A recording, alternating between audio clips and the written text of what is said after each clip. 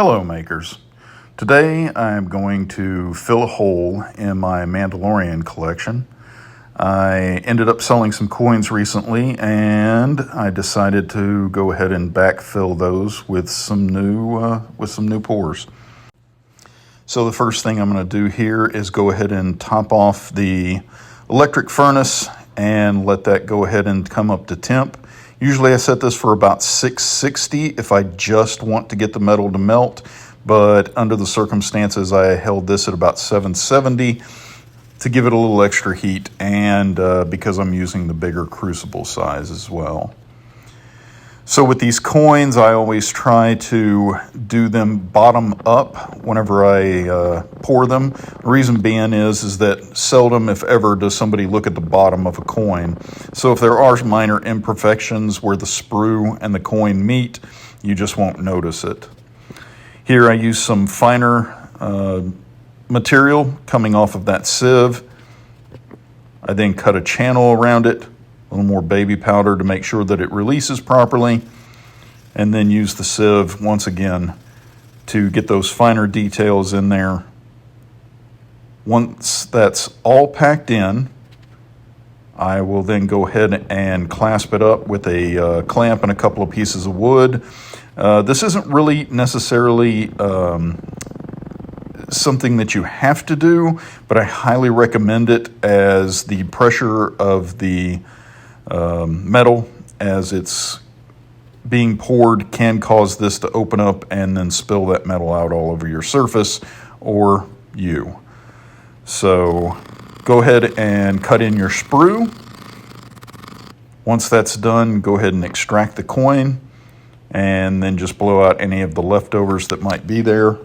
Once again, those pieces of wood help to hold in the material just in case it comes through your casting sand.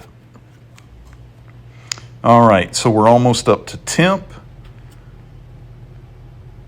You can see there we're still topped off. It's not quite melting yet.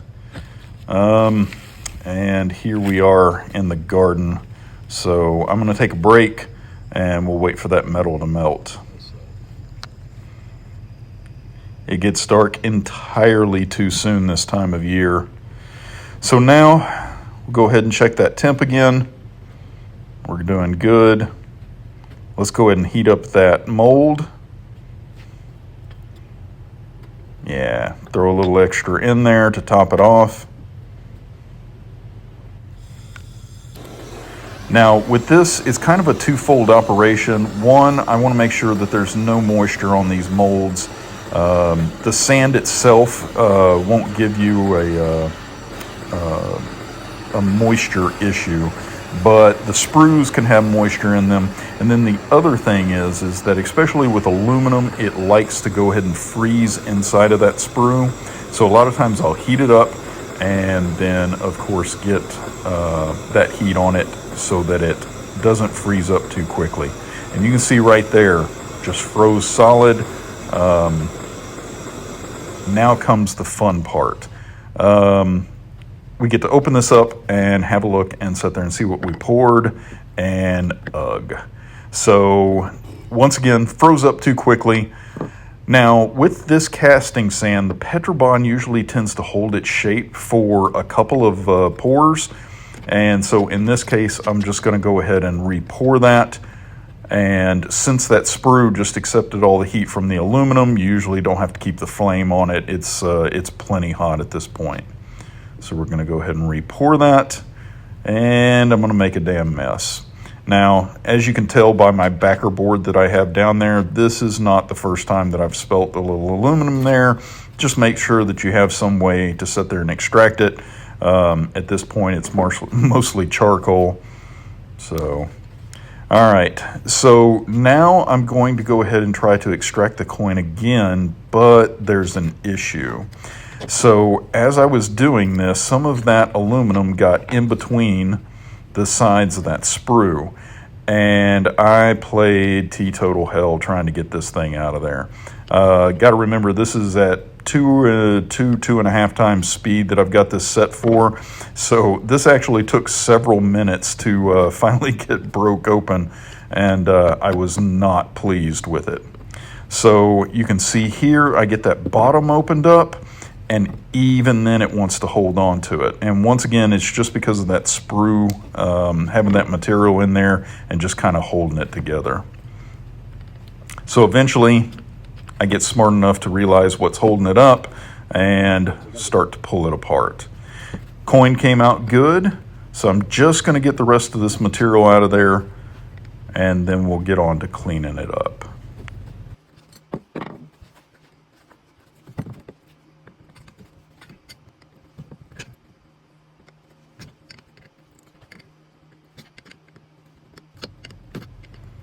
And finally, got it opened up. Coin looks great. All right, so I'm going to cut off that sprue now, and then I'll get it into post-production, as it were. I'm not going to show that in this video. Really and honestly, I just add a little bit of black marker or Sharpie to it, and then sand it down until I get the patina that I want. It's not a hard thing to do or really a trade secret there. All right, let's put away all of our gear, shut everything down.